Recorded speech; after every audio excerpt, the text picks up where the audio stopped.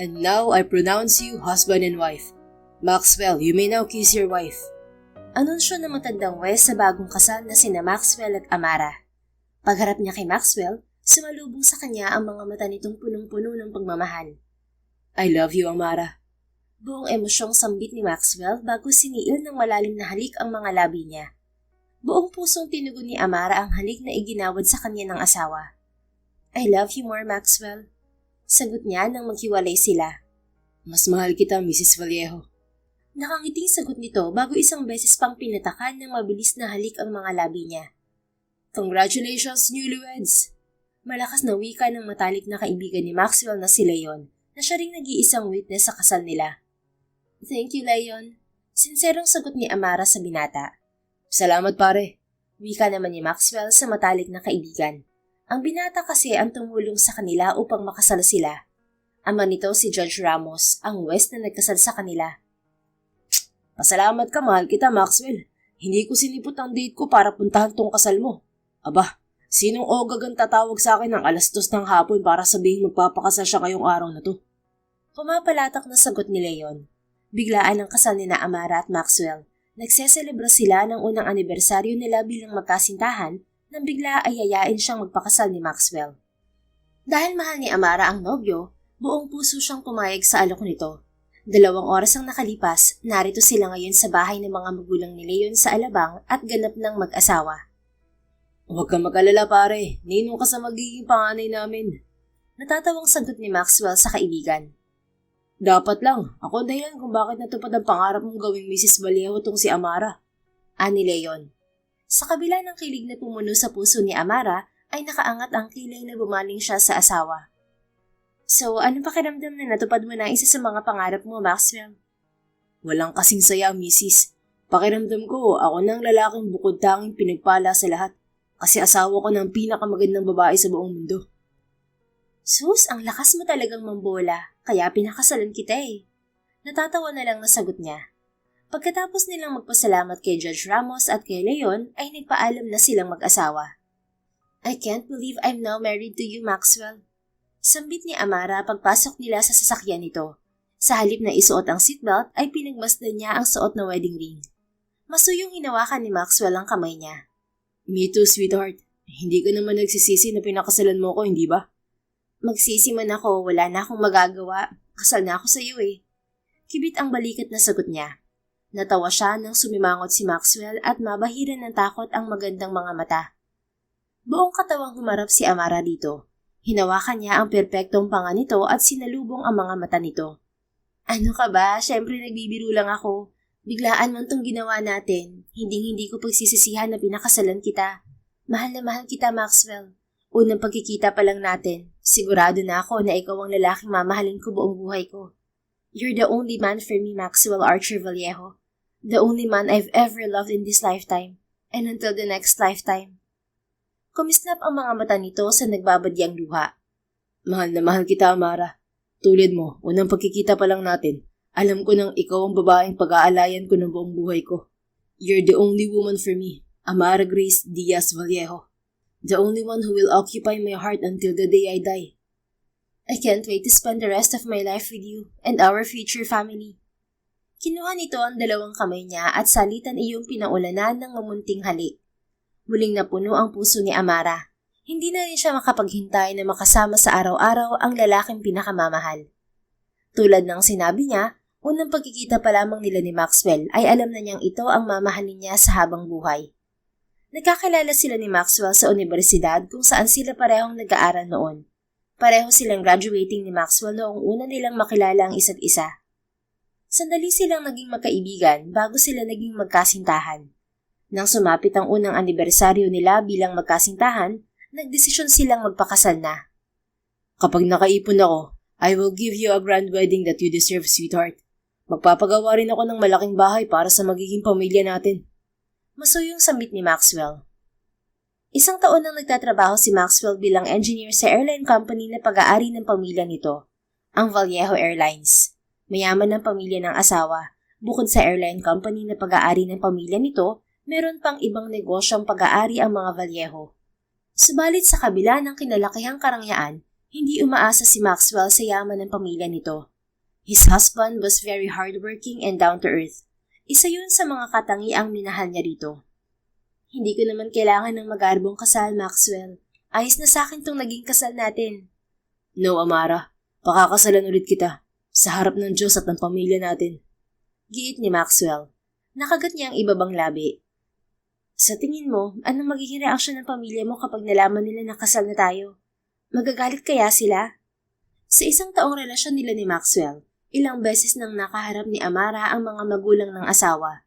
Parehong mainit ang pagtanggap sa kanya ng mga magulang ni Maxwell na sina Austin at Maxine Vallejo. Gayon din ang dalawang kapatid nito na sina Magnus at Matthew. They won't get mad, Amara. Nasa tamang edad naman na ako at alam nila kung gaano kita kamahal. Sa ating dalawa ako dapat ang mag-alala. Ha? Bakit naman? Baka hindi ako tanggapin ni Tita Amira bilang son-in-law kapag nalaman niyang bigla ko lang pinakasalan ng nag-iisang anak niya. Ang tinutukoy nitong Amira ay ang ina ni Amara. Nag-iisang anak lang si Amara dahil maagang pumanaw ang kanyang ama. Sa loob ng mahabang panahon, sila lang ng mommy niya ang magkasama sa buhay. Hanggang sa muling makapag-asawa ang ina 5 taon ang nakararaan. Sa kasalukuyan, 5 taon ang kasalang ina sa isang Amerikanong negosyante na nakilala nito noong magbakasyon ito sa Boracay. Sa Amerika na rin nakatira ang ina kasama ang asawa. Gusto man siyang isama ng ina sa Amerika, ay nagpaiwan si Amara sa Pilipinas dahil ayaw niyang umalis ng bansa. Natawa si Amara. Malakas ka naman kay Mommy Maxwell, hindi yun magagalit sa'yo. Nang umuwi ng Pilipinas ang ina noong Pasko ay nakilala na nito si Maxwell at gustong-gusto ng kanyang ina ang lalaki. Hindi naman nakapagtataka yun dahil wala namang magulang ang aayaw sa lalaking tulad ni Maxwell. Natawa ang asawa, muli nitong hinalikan ang kamay niya bago pinakawalan yon. Come on, put on your seatbelt, sweetheart. Saan tayo pupunta, Maxwell? Ano bang ginagawa ng bagong kasal? Hindi ba nag-honeymoon? Sagot nito bago pilyong umiti. Nag-init ang mukha ni Amara kasabay ng paggapang ng init sa katawan niya. Sa isang taong relasyon nila bilang magnobyo, isang beses nang may nangyari sa kanila ni Maxwell. Subalit hindi na naulit pa yon dahil iginiit nito na saka na nila muling gagawin ang bagay na yon kapag kasal na sila. Ngayong kasal na kami, ibig sabihin kahit gabi-gabi namin gawin pwede na. Wika ng pilyang parte ng isip niya. Bakit kakaiba ang ngiti ng misis ko? Looking forward yata sa honeymoon ah. Tukso ni Maxwell. Natatawa siyang bumaling sa lalaki. Ikaw ang excited, mister. Wala nga sa isip ko kanina eh. Ngumuso ito. Pakiulit nga ulit ng mister. Ang sarap sa tenga eh. Natawa siyang muli. Saan tayo mag-honeymoon, mister? Hindi tayo pwedeng lumayo. Pareho tayong may trabaho sa Lunes. Tulad ni Maxwell ay nagtatrabaho na rin si Amara. Pagkatapos niyang maging ganap na CPA 3 buwan ng nakararaan, ay nakapagtrabaho siya sa isang auditing firm sa Makati. Don't worry, Mrs. Hindi tayo lalayo. Doon tayo sa paboritong lugar natin. Nakangiting sagot nito. Kahit hindi sabihin ni Maxwell ang lugar ay alam ni Amara na sa Tagaytay siya dadalhin ng asawa. Naging paborito nilang lugar yon dahil doon sila madalas na mag-date. Mahigit 1 oras pa ang nakalipas. Nakarating sila ni Maxwell sa isang hotel sa Tagaytay. Hawak ang kamay niya ay tinungo ni Maxwell ang front desk. Isang presidential suite ang kinuha nito. Ano pong name ng guest, sir? Tanong ng receptionist kay Maxwell. Maxwell Vallejo and Amara Vallejo. We just got married, miss. Nakangiti at may pagmamalaking sagot ni Maxwell sa kaharap na staff. Natawa si Amara at pabirong pinisil ang braso ng asawa pagpasok nila sa elevator. Ikaw talaga? Pinagyabang mo pa sa receptionist na bagong kasal tayo? Bakit hindi ko ipagyayabang? Proud na proud ako na pinakasalan mo ko. Sagot nito bago siya pinatakan ng halik sa tungki ng kanyang ilong. Pagdating nila sa palapag kung saan naroon ang silid nila, ala bridal style. Maxwell, ibaba mo ko. Ano ka ba? Nakakahiya. Nanlalaki ang mga mata subalit natatawa ang saway niya sa asawa. Anong nakakahiya, misis? Asawa naman kita. Come on, pagbigyan mo na ako. Pangarap kong gawin to sa unang araw ng kasal natin. Sa huli ay hinayaan niyang buhatin siya ni Maxwell hanggang sa makarating sila sa silid nila. I love you so much, Amara. Sambit nito kasabay ng maingat na paglapag sa kanya sa malambot na kama. I love you too, Maxwell. Buong pusong tugon niya sa asawa. Pinaulan na ni Maxwell ng mamunting halik ang mukha niya. Simula sa kanyang noo, sa ilong, sa pisngi, hanggang sa makarating ang mga labi nito sa labi niya. Mas mahal kita, Mrs. I love you. I love you. I love you so much. Buong emosyong sambit nito bago siya siilin ng malalim na halik. Buong pusong isinuko ni Amara ang sarili sa asawa. Halos buong gabi nilang pinuno ng pagmamahalan ang silid na yon. Samantala, kinabukasan, kusang gumuhit ang ngiti sa mga labi ni Maxwell nang idilat niya ang mga mata. Una kasing bumungad sa kanya ang magandang muka ng asawa. "Morning, mister." Inaantok pang bati ni Amara sa kanya. Good morning, Mrs. Paos at emosyonal na sagot niya. Hinawakan niya ang mukha nito at masuyong hinaplos yun. Hindi siya makapaniwala ang asawa na niya ang babaeng pinakamamahal. Hindi siya makapaniwala na pumayag itong magpakasal sa kanya. Nang mga sandaling yon, pakiramdam ni Maxwell ay siya ang pinakamaswerteng lalaki sa buong mundo. Bakit ganyan ka makatingin sa akin? May malaking muta ba ako? Nakaangat ang kilay na tanong ni Amara. Natawa siya at umiling. Wala, Mrs. Hindi lang ako makapaniwala na talagang Mrs. na kita. Na ikaw na ang unang makikita ko pagising sa umaga. Sus, itong asawa ko umagang-umaga ng bubola. Gusto pa yatang umisa? Pilyo siyang umiti at hinaplos ang labi nito na hindi niya nilubayan ng halik kagabi. Pwede na ba ulit, Mrs.? Mamayang gabi naman ulit. Ang sakit ng katawan ko. Ang laki kasi ng ano mo. Nakangusong sagot nito na nagpahalakhak sa kanya. I love you so much, my wife. Sambit niya bago ito hinalikan sa pisngi. Sa sumunod na 2 araw ay nanatili sila ni Amara sa Tagaytay. Sinulit nila ang 2 araw na yon sa piling ng isa't isa. Linggo ng hapon, mula sa Tagaytay ay umuwi sila ni Amara sa bahay ng kanyang mga magulang. Kinakabahan ako sa magiging reaksyon ng mga magulang mo, Maxwell. Wika ni Amara pagpasok nila sa eksklusibong subdivision kung saan naroon ang bahay ng mga magulang. Paano kung biglang ayaw na nila sa akin bilang asawa mo? Baka isipin nila pinigot kita. Pagpapatuloy nito bago pa siya makapagsalita. Sweetheart, you have nothing to worry about. My parents will be fine about it. At anong iisipin nila na pinikot mo ako? Alam naman nila na patay ako sa'yo. Maganda ang relasyon ni Maxwell sa mga magulang. Lumaki siya na nakakapagsabi ng kanyang nararamdaman sa mga ito. Kaya naman alam rin ng kanyang pamilya kung gaano niya kamahal si Amara. Basta mister, kung may violent reactions ng pamilya mo, isusoli kita sa kanila. Nakangusong wika ng asawa. Hindi mo ako pwedeng isoli. Sa'yo na ako, Mrs. Kahit itaboy mo ako, babalik ako sa'yo. Mula ngayon, ikaw na ang tahanan ko. Sagot niya na nagpainit sa pisngi nito at nagpangiti naman sa kanya. Ilang sandali pa ay nakarating sila sa bahay ng mga magulang. Maxwell, iho, mabuti na pabisita ka at kasama mo pa si Amara. Malugod na salubong sa kanila ng inang si Maxine. Panganay si Maxwell sa 3 anak ng mag-asawang Austin at Maxine Vallejo. Parehong piloto ang kanyang mga magulang. Dating commercial pilot sa Vallejo Airlines ang kanyang ina, habang aircraft engineer naman ang kanyang ama.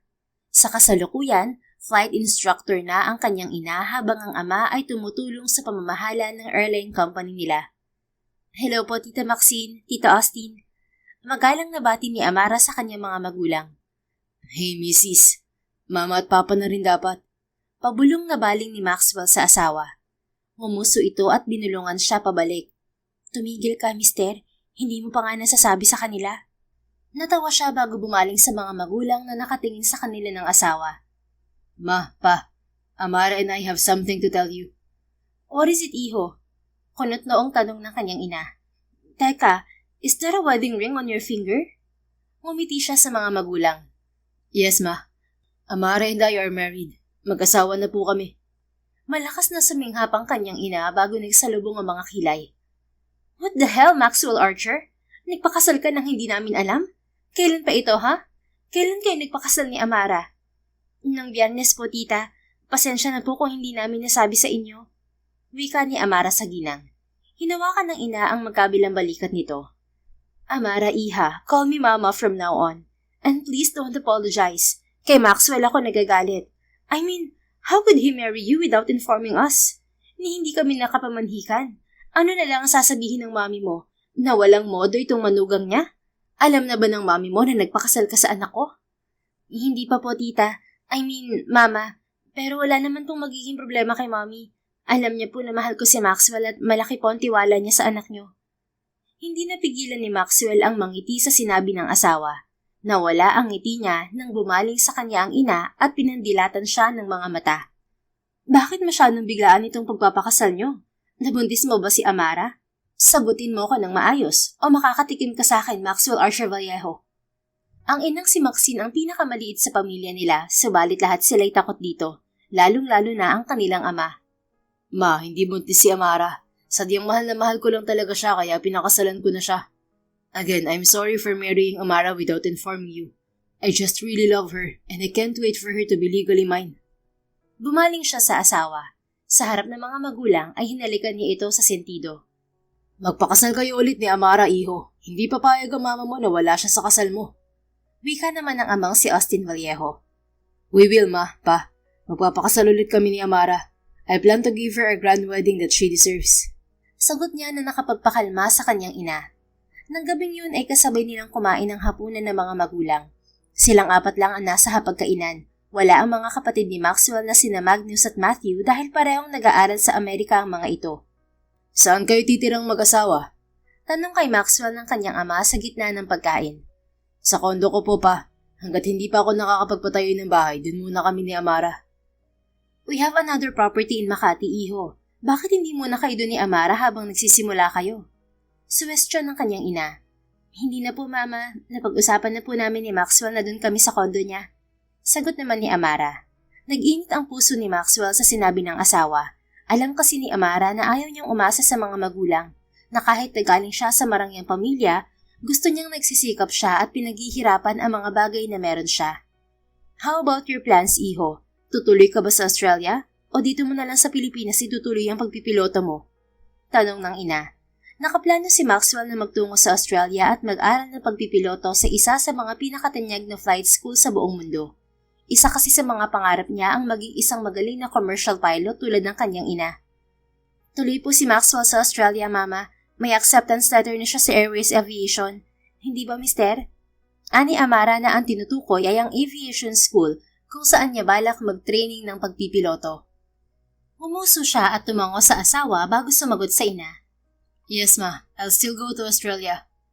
Sa totoo lang ay ayaw na ni Maxwell na sa ibang bansa ituloy ang kanyang aviation training. Subalit hindi sang-ayon si Amara.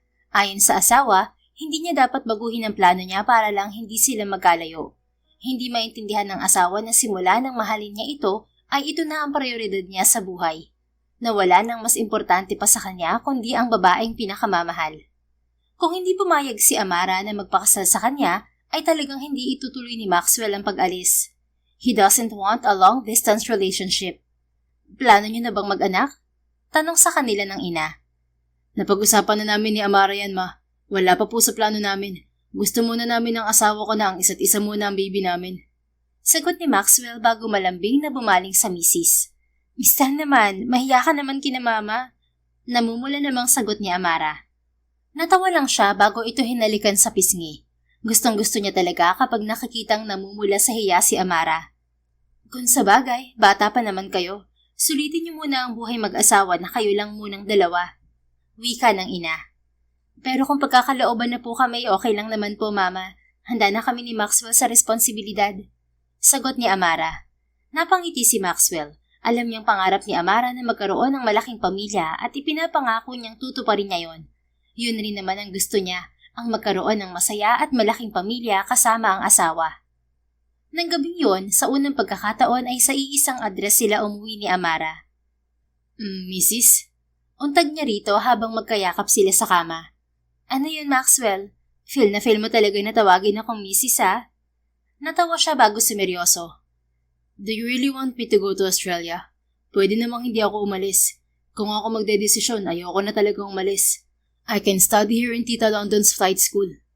Wika niya na ang tinutukoy ay ang flight school na itinayo ng tiyahin niyang si London Vallejo. Nag-iba ng pwesto si Amara upang magkaharap sila. Napag-usapan na natin to, Maxwell. Tutuloy ka sa Australia. Saka magtatampo yung si Leon kapag hindi ka tumuloy. Tulad niya ay nakatakdaring mag-training ang matalik na kaibigan niya sa Australia. But I don't want to leave you alone, Amara. Para namang hindi ako sanay mag-isa, Maxwell. I can handle myself. Baka nakakalimutan mong Miss Independent ng tawag mo sa akin na magkakilala tayo. Sanay ako mag-isa. Pinapungay niya mga mata. Paano ako? Parang hindi ko kayang umalis, misis. Ayokong malayo sa'yo. Malulungkot ako. Araw-araw kitang mamimiss. Natawa si Amara. Sus, ang laki namang bibi nitong mister ko. Kaya mo yan, Maxwell. Isipin mo para sa future natin ang gagawin mo. Saka malapit lang naman ang Australia dito sa Pilipinas. May sarili naman kayong airline, kaya pwede kang umuwi buwan-buwan. Anong buwan-buwan? Uuwi ako linggo-linggo. Eh di sige, linggo-linggo kung gusto mo. Nakangiting sagot nito. Bumuntong hininga siya. Araw-araw kong mamimiss ang yakap at halik mo. Pwede namang virtual hug at kiss every night, mister. Tapos pag uwi mo, saka ka bumawi sa personal. Linggo-linggo ka naman kamong uuwi eh. Alright. I'll go to Australia. Basta pagbalik ko, gawin na natin si baby number 1 ha. Anong gusto mong unang anak, babae o lalaki? Kahit ano, basta yung kamukha mo. Mas gusto ko yung kamukha mo, Maxwell. Sagot nito at hinawakan ang mukha niya. Hinuli niya ang kamay ng asawa at dinala sa mga labi. Isa-isa niyang hinalikan ang mga daliri nito habang diretsyong nakatingin sa mga mata nito. Mahal na mahal kita, Mrs. Amara Vallejo. Mahal na mahal din kita, mister ko. Ang swerte-swerte ko dahil binigyan ako ng ubod ng gwapo at napakalambing na asawa. Sagot nito na labis na nagpangiti sa kanya. Nang gabing yon ay nakatulog silang mag-asawa na yakap ang isa't isa. Samantala, sa sumunod na mga araw ay walang pagsidla ng kasiyahang nararamdaman ni Amara. Wala siyang kasing saya sa piling ni Maxwell. Wala siyang masabi sa pagmamahal at pag-aalaga sa kanya ng asawa. Nasabi na rin nilang mag-asawa sa kanyang ina ang ginawang pagpapakasal. Walang naging problema sa mommy niya ang pagpapakasal nila. Ipinangako kasi ni Maxwell na muli silang magpapakasal sa simbahan. Mabilis na lumipas sa mga araw at linggo sa buhay nilang mag-asawa. Hanggang sa namalayan na lamang ni Amara na dumating na ang araw ng flight ng asawa pa Australia. Ingat ka dun sa Brisbane, mister. Bili ni Amara. Siya ang naghatid kay Maxwell sa paliparan. Hindi kasabay ni Maxwell ang kaibigang si Leon dahil nauna na ito sa Australia.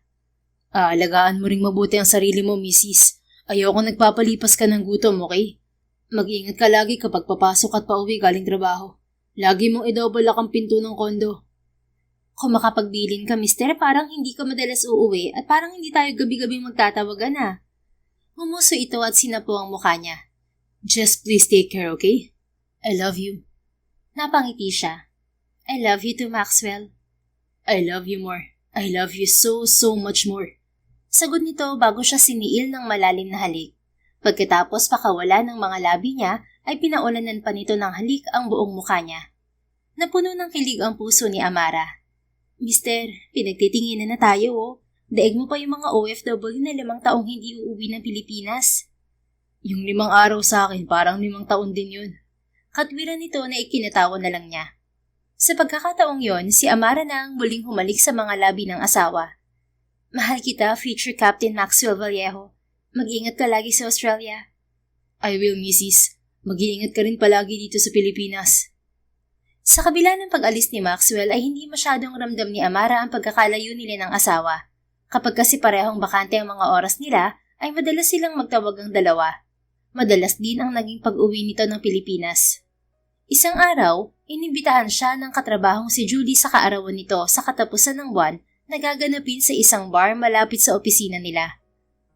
Hindi ka talaga pwede sa 30, Amara? Pasensya na, Julie. Yun lang kasi ang oras namin ng asawa ko. Sagot ni Amara, yun ang araw ng uwi ni Maxwell at nakaplano na silang mag-out of town sa 3 araw na nasa Pilipinas ang asawa. Sige na nga, hindi na kita pipilitin. Ikaw kasi ang aga mong nag-asawa. Pero kung sa bagay, kung ganun kagwapo ba naman ng lalaki, naku, pakakasalan ko rin agad. Anito na ikinatawa niya. Agad na napawi ang tawa niya nang biglang sumakit ang ulo niya. Napangiwi siya at napahawak sa ulo. Amara, okay ka lang? May pag-aalalang tanong ni Julie. Ilang minutong nagtagal ang pananakit ng ulo niya bago nawala yun. Okay na ako. Sigurado ka, Amara? Parang ilang beses nang naulit yung pagsakit ng ulo mo ah. Tinatingnan mo na ba yan? Umiling siya. Nitong nakaraang mga linggo ay pansin nga ni Amara na napapadalas ang pagsakit ng ulo niya. Binaliwala niya lang yon dahil noon pa mang nag-aaral siya ay madalas na siyang atakihin ng migraine. Naku, magpa-check up ka na, Amara. Baka mamaya buntis ka na, hindi mo pa alam. Natigilan siya. Ngayon lang pumasok sa isip niya na ilang araw na siyang delayed. May init na lumulukob sa dibdib niya kapag naiisip ng posibleng may laman na ang tiyan niya. Magpapatingin ako sa doktor pagdating ng asawa ko. Sagot niya sa katrabaho. Kinabukasan ng umaga, muling inatake ng pagsakit ng ulo si Amara. Nang hapon ding yon, habang palabas siya ng opisina ay muling sumakit ang ulo niya. Sa pagkakataong yon ay hindi nawala ang pananakit ng ulo niya hanggang sa manginig ang katawan niya at mawala ng malay. Nagising si Amara na nasa ospital na siya. Amara, mabuti gising ka na. Uwi ka na katrabahong si Julie. Ayon sa babae ay ito ang nagdala sa kanya sa ospital. Julie, anong sabi ng doktor? Tanong niya bago napahawak sa impis na tiyan. Wala pang sinasabi ang doktor. Grabe, nag-alala kami sa'yo. Bigla ka nalang hinimatay. Bago pa siya makasagot ay bumukas ang pinto ng silid at pumasok ang isang doktor. Good afternoon, Miss Diaz. I'm Dr. Pauline Cruz. Pakilala sa kanya ng magandang doktora. Mrs. Vallejo na po ako, doktora. Hindi niya napigilang sabihin sa kaharap. Oh, I'm sorry, Mrs. Vallejo. Anyway, can I talk to you alone? I have a sensitive matter to discuss with you. Wika nito. Sa sinabi ng doktor ay umalis ang kanyang katrabaho. Mrs. Vallejo, your workmate brought you here because you passed out after a seizure episode. Are you aware of that? Tanong ng doktora matapos siyang kamustahin. Tumango siya at sinabi ang naramdamang matinding pananakit ng ulo bago mawala ng malay. Your headaches, when did you first experience them? Kumunot ang noon ni Amara habang sinasagot ang mga tanong ng doktor. Mrs. Vallejo, I'm sorry to tell you this but you need to do an MRI scan as soon as possible. MRI? Napakurap na gagad niya sa kaharap. Yes, there's an abnormality on your blood test. Based on the results of your lab test and your symptoms, I'm suspecting a brain tumor. We need an MRI scan to confirm that. Tila huminto ang tibok ng puso ni Amara matapos marinig ang lahat ng mga sinabi ng doktor. Wala siyang imik paglabas ng ospital hanggang sa makauwi siya sa kondo nila ng asawa. Mrs., are you okay? Parang matamlay ka. Tanong ng asawa nang tawagan siya nito ng gabing yon. Pinilit ni Amara ng umiti kahit ang totoo ay gusto niyang umiyak. Hindi niya alam kung paano sasabihin sa asawa ang mga sinabi ng doktor na posibleng may tumor siya sa utak. Pagod lang ako sa trabaho, mister. Marami kasi akong ginawa kanina. Medyo sinisipon lang din ako. Kawawa naman ang asawa ko. Kung umuwi na kaya ako dyan, misis. Sa kabila ng mga bumabagabag sa kanya ay nangiti siya. Ano ka ba, mister? Pagod lang ako dito, uuwi ka na. Kaya kong alagaan ang sarili ko.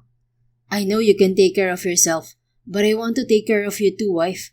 Ayokong hindi kita naaalagaan. Ang sweet naman talaga ng asawa ko. Pero huwag ka na masyadong mag-alala sa akin, okay? Maayos ako dito. Yang sarili mo ang alagaan mo. Bumuntong hininga si Maxwell.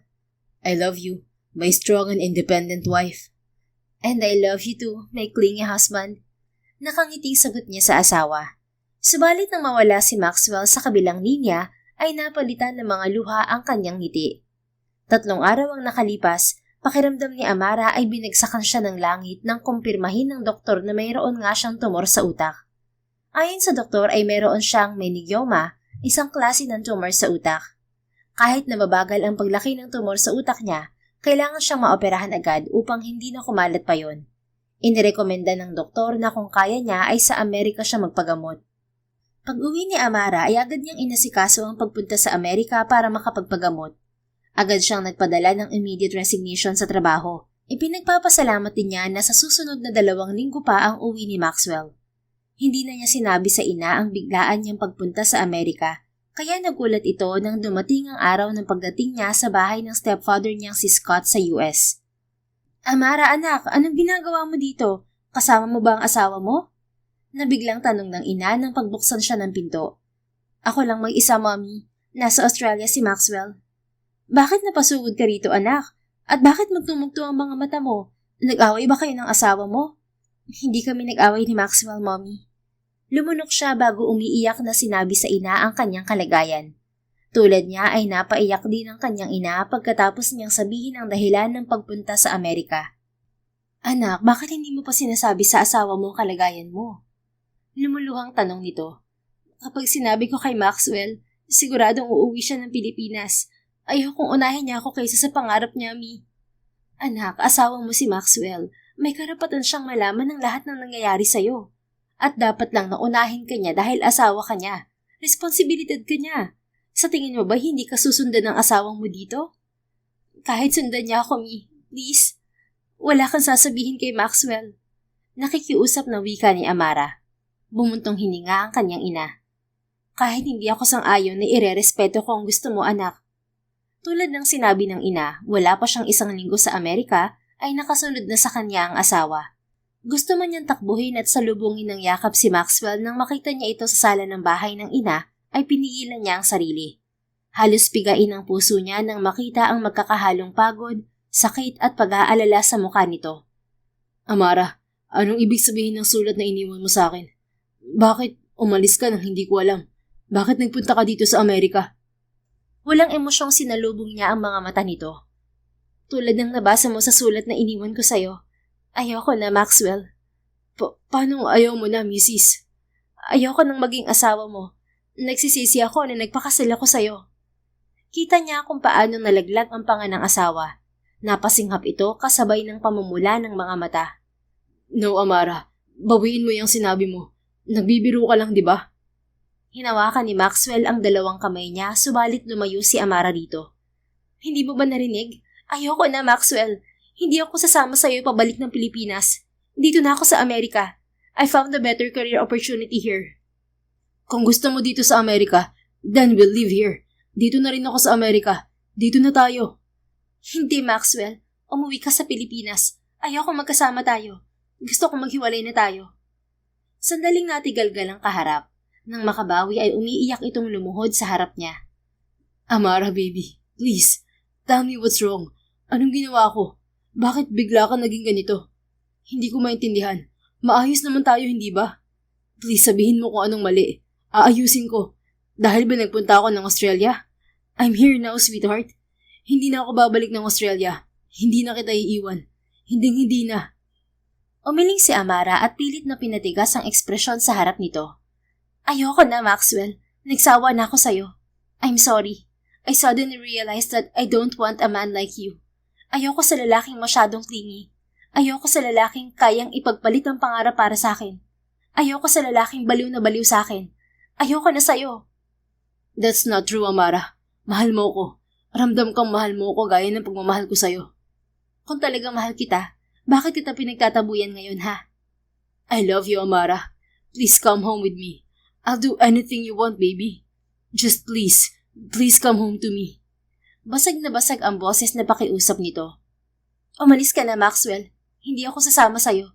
Kung talagang mahal mo ako, irerespeto mo ang mga sinabi ko at hahayaan mo ko sa gusto ko. Ayoko na sa'yo kaya pabayaan mo na ako. Patuloy na pagtataboy niya sa asawa. Matagal itong nakayoko bago nag-angat ng tingin at tumayo. Halos madurog ang puso niya nang makita ang matinding sakit sa mga mata nito. If that's what you want, Amara, I will leave you for now. But please remember that you can always go back to me. You're my wife. You will always be my wife, even if you don't want me anymore. I love you and I will always love you. Nanghihina at malungkot ang ngiting sabi ni Maxwell bago siya tinalikuran. Nang makasigurado si Amara na nakaalis na si Maxwell, ay sa kanya pinakawalan ang mga luhang kanina pa pinipigilang bumagsak. Amara, anak, sigurado ka ba talaga sa desisyon mong to? Pareho lang kayong mahihirapan ng asawa mo. Wika sa kanya ng ina nang daluhan siya nito. Niyakap lang niya ang ina at patuloy na umiyak sa balikat nito. Sa sumunod na mga araw at mga linggo, ang ina ang nasa tabi niya. Sa gitna ng pagpapagamot niya ay natuklasan ni Amara na nagdadalang tao siya, kaya lalong naging mahirap ang gamutan niya. Subalit lalong nagbigay ng lakas sa kanya ang anak sa sinapupunan upang labanan ang kanyang karamdaman. Please be strong, anak. Gagawin ni Mommy ang lahat para gumaling, kaya magpakatatag ka rin. Babalikan pa natin ang daddy mo. Lumuluhang wika ni Amara sa anak na tanaw niya mula sa salaming dingding ng NICU. Wala pang 7 buwan ang anak niya, subalit napilitan na siyang isilang to. Ayon sa mga doktor niya, kung hindi pa niya isisilang ang anak, ay parehong malalagay sa alanganin ang buhay nila. Mabuti na lang at gaya niya, fighter din ang anak niya. Nagtagal ng maraming buwan ang naging gamutan ni Amara. Inabot siya ng 4 na taon sa Amerika bago ideklara ng mga doktor niya na tuluyan nang nawala ang lahat ng tumor sa utak niya. Sweetheart, are you ready to go back to the Philippines? Tanong ni Amara sa 3 taong gulang na anak. Sa susunod na linggo na ang uwi nila ng Pilipinas. Yes, Mommy. Malaki ang ngiting sagot sa kanya ni Maxine Amira o Maxie. Babae ang anak nila ni Maxwell. Ngumiti si Amara. Labis na ipinagpapasalamat niya na kahit kulang sa buwan nang ipinanganak niya si Maxie, lumaki itong walang komplikasyon. Bibong bata ang anak nila ni Maxwell. Sa edad nitong 3 taon at 6 na buwan ay marami na itong alam. I can't wait to see my daddy, Mommy. I can't wait to hug him and kiss him. I will give daddy many, many kisses. Pagpapatuloy ng anak. Nag-init ang sulok ng mga mata ni Amara habang nakatingin dito. Bukod sa kamukha ni Maxwell ang anak, nakuha rin ni Maxie ang pagiging malambing at sweet ng ama nito. Ako rin, anak. I can't wait to see your daddy. Hindi inilihim ni Amara sa anak ang tungkol kay Maxwell. Habang lumalaki ito ay lagi niya itong kinukwentuhan tungkol sa ama nito. Sa loob ng nakalipas na 4 na taon, hindi na muling bumalik at nagpakita si Maxwell. Kahit na siyang nagtaboy noon sa asawa, umaasa siya na babalik ito. Subalit hindi yun nangyari. Sa tuwing naiisip ni Amara na nakalimutan na siya ng asawa ay labis na pinipiga ang puso niya. Ang pinanghahawakan na lamang niya na sa loob ng mga nakaraang taon ay wala siyang natanggap na annulment papers mula kay Maxwell. Mommy, will Daddy be happy to see me? Masuyo niyang hinawakan ang mukha ng anak at ngumiti. Oo naman anak, your daddy will be very very happy to see you. Kahit na sa loob ng mga nakaraang taon ay wala silang komunikasyon ni Maxwell, wala siyang pagdududa na ikatutuwa nito kapag nalaman nito ang tungkol kay Maxie.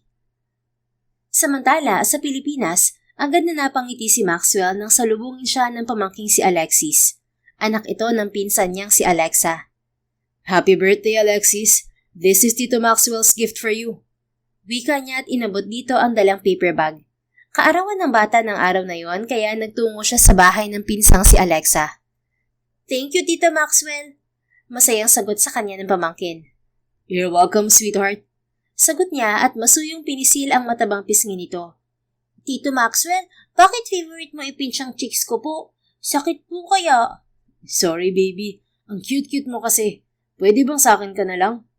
Hindi po pwede, Tito Maxwell. Lagot ka po kay Mommy. Sagot nito na nagpatawa sa kanya. I'm just kidding, Alexis. Huwag mo akong isumbong kay Mommy mo, ah. Nakangusong tumango ito. Muli ay napangiti siya sa kakita ng pamangkin. Subalit naging mapait ang ngiting yon nang sumagi sa isip niya ang asawa. Kung hindi umalis si Amara, siguro ay meron na silang anak ngayon. Maxwell, mabuti naman at nakapunta ka. Wika sa kanya ng pinsang si Alexa. Binati niya ang babae bago dumiretso sa mesa kung saan naroon ang iba pa niyang mga pinsan. Maxwell, akala ko hindi ka pupunta. Wika ng pinsang si Teddy. Anak ito ng kanyang tita Sydney habang si Alexa ay anak ng kanyang tita Paris. Dinaan ko lang ang regalo ko kay Alexis. Hindi ako pwedeng magtagal. I have a flight before midnight. Sagot ni Maxwell. Isa ng ganap na piloto si Maxwell. Sa kasalukuyan ay commercial pilot siya sa airline company ng pamilya nila, ang Vallejo Airlines. Saan ang flight mo? Tanong ng kanyang kuya Malakay. Piloto rin ang nakatatandang pinsan. Matagal na itong kapitan habang siya ay first officer pa lang. Sa Sydney, kuya.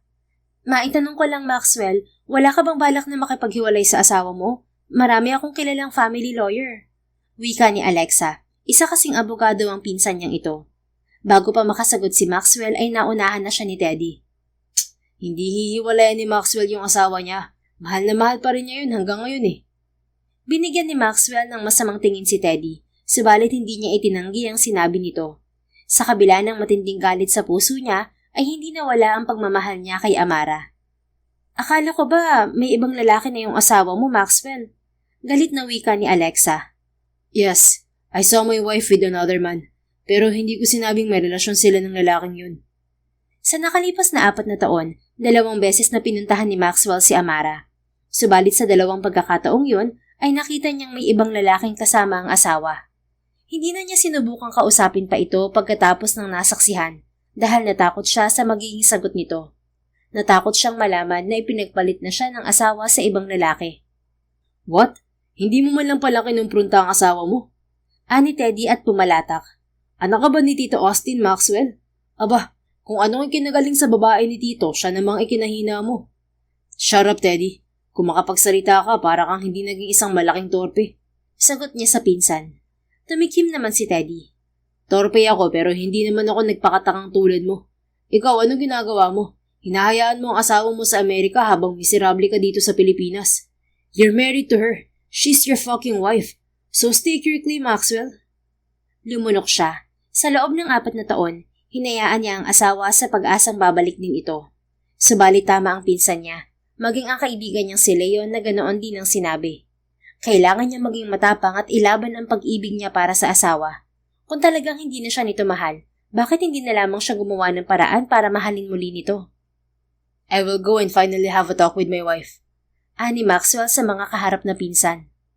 Tama yan, pero huwag kang masyadong tanga, okay? Alam namin kung gaano mo kamahal yung asawa mo, pero kung nagkamali siya, kung sakaling nanlalaki siya, huwag mo naman siyang basta-basta tatanggapin na lamang na parang hindi kanya iniwan at sinaktan. Pahirapan mo muna. Don't forget, you're a Vallejo. Payo naman ng kakambal ni Alexa na si Athena. Ang mabuti pa, uminom ka na lang. Ani Teddy at inabot sa kanya ang hawak nitong baso. Kakasabi ko lang na may flight ako. Matalim ang mga matang sagot niya sa pinsan. Alam ko, iced tea lang naman kasi to. Ikaw na lang ang mag-imagine na alak ang iniinom mo. Nakangising sagot ni Teddy na nagpailing na lamang sa kanya. Samantala, ilang araw pa ang lumipas ay dumating ang araw ng flight ni Amara at ng kanyang anak pauwi ng Pilipinas. Kasabay nila ang mami niya at ang asawa nito. Dahil walang direct flight pa Manila mula Chicago, ay dumaan pa sila ng Dubai. Pagdating sa Dubai, Vallejo Airlines na ang eroplanong sinakyan nila pauwi ng Pilipinas. Tila may pumiga sa puso ni Amara nang sumagi sa isip ang asawa. Kahit wala silang komunikasyon sa nakalipas na mga taon, ay alam niya na piloto na ito, na natupad ni Maxwell ang pangarap nito. Mommy, how many hours more until we reach the Philippines? Tanong sa kanya ng anak. 8 more hours, baby. Sagot niya. May sasabihin pa sana siya sa anak nang marinig ang anunsyo mula sa crew ng eroplano. Good morning, everyone. Welcome to Vallejo Airlines. On behalf of Captain Franco Sevilla, First Officer Maxwell Vallejo, and the rest of the crew, we welcome you to Flight VA315 Dubai to Manila. Tila pansamantalang huminto ang tibok ng puso ni Amara sa narinig. Hindi siya makapaniwalang nasa iisang flight lang nila ng anak si Maxwell. Nagpaplano pa lamang siyang umuwi ng Pilipinas ay ilang beses na niyang pinag-iisipan kung paano ito makakausap. Hindi niya inaasahang bibigyan siya agad ng pagkakataon ng tadhana. Mommy, are you okay? Inosenteng tanong sa kanya ni Maxie. Tumango siya at ngumiti sa anak sa kabila ng luhang nagbabadya sa mga mata. I'm fine, sweetheart. Sa loob ng 8 oras na biyahe ay hindi dinalaw ng antok si Amara. Nasa biyahe pa lamang ay kinausap na niya ang ina upang ibilin dito ang anak. Sige na, Amara, ako muna ang bahala sa apo ko. Wika sa kanya ng ina paglapag ng eroplano sa Pilipinas. Kasama ang anak ay nauna nang bumaba ng eroplano ang ina at stepfather niya. Nang maubos ang mga pasahero sa business class, ay nilapitan siya ng flight attendant. Ma'am, are you waiting for someone? I'm waiting for First Officer Vallejo, miss. How are you related to First Officer Vallejo, ma'am? I'm his wife. Can you ask him if I can talk to him? Napakurap-kurap ang kaharap na crew. Kahit na tila may pagtataka sa mukha nito ay tumango ito sa kanya. He's in charge of post-flight checking, ma'am, but I'll inform him of your request. Ilang sandali pa ay muling bumalik ang flight attendant. Dumoble ang tibok ng puso niya nang sabihin nito na maaari siyang magpunta sa cockpit. Nang buksan ng crew ang pinto ng cockpit, agad na tumambad kay Amara ang asawa. Halos pangapusan siya ng hininga nang magtama ang mga mata nila ni Maxwell. Can you leave us, Gina? Ani Maxwell sa flight attendant na kasama niya. Magalang na yumuko ang crew bago sila iwan ni Maxwell sa cockpit. Ang asawa na lamang ang nag-iisang piloto sa bahaging yun ng eroplano. Nilunok niya ang bikig sa lalamunan bago niya nagawang makapagsalita. Maxwell. Puno ng kalamigan ang tinging ibinigay sa kanya ni Maxwell. Amara, I see you're already back. Muli siyang lumunok. Sinubukan niyang umiti subalit nanginginig ang mga labi niya. I'm sorry, Maxwell. Nang nalaman ko na isa ka sa mga piloto ng flight na to, hindi na ako nakapaghintay na kausapin ka.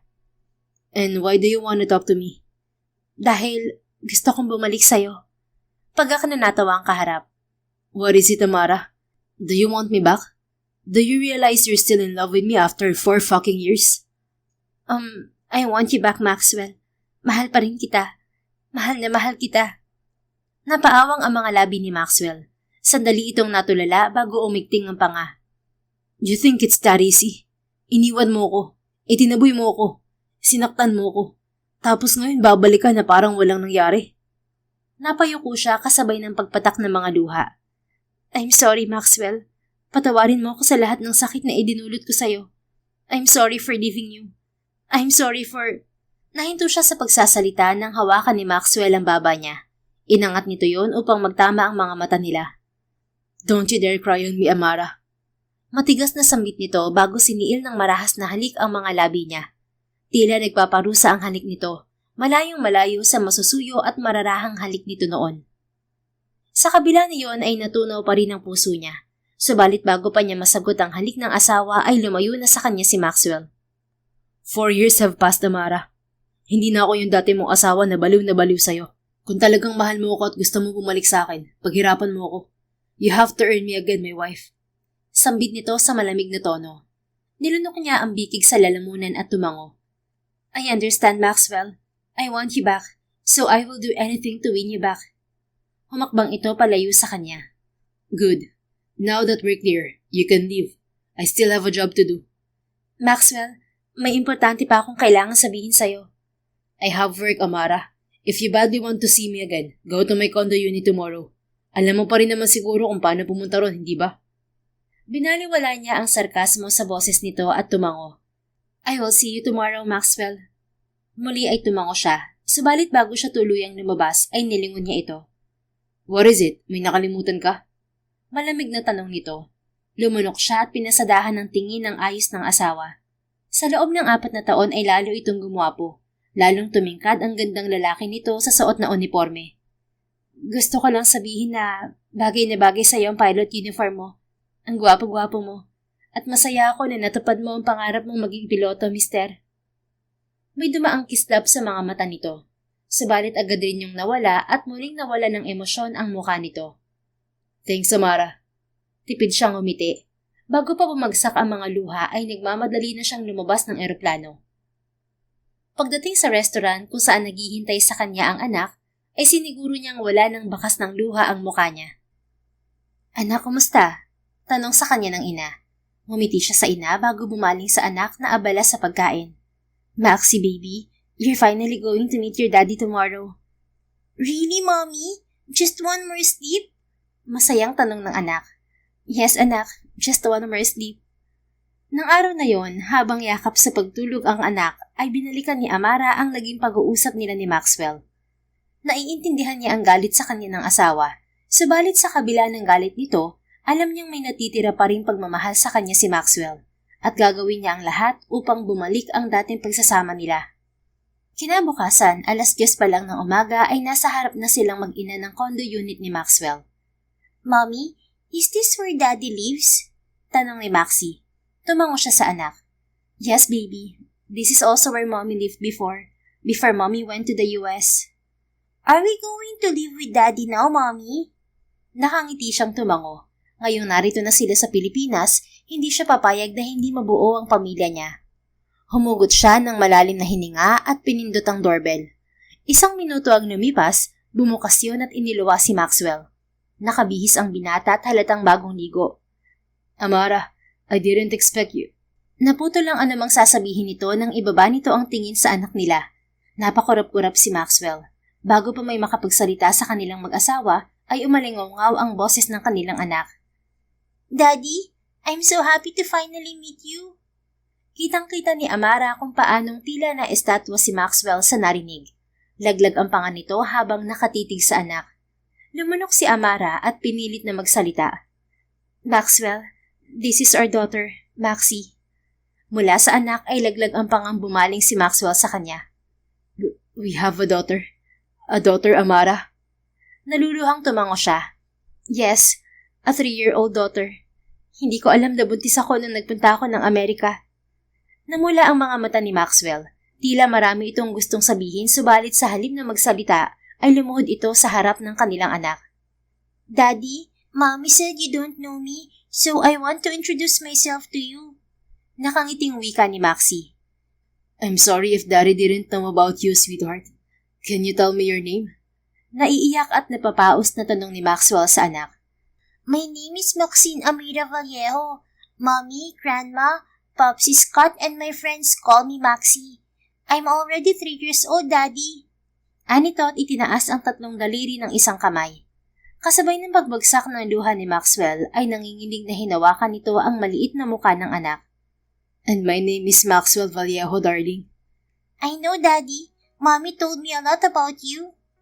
I'm sorry, baby. I'm sorry for not knowing you sooner. I hope you'll be able to forgive Daddy. Lumuluhang paghingi ng tawad ni Maxwell. It's okay, Daddy. Please don't cry. Masuyong pagtahan ni Maxie sa ama. Tahimik na napaluha si Amara habang pinagmamasdan ang kanyang mag-ama. Niyakap ni Maxwell ang kanilang anak. We'll be together from now on, Maxie. Hindi na mawawala si Daddy, okay? The 3 of us will be together, Daddy. Mommy, Daddy, and Maxie together? Yes, my baby. We will be together from now on. Daddy, Mommy, and you, Maxie.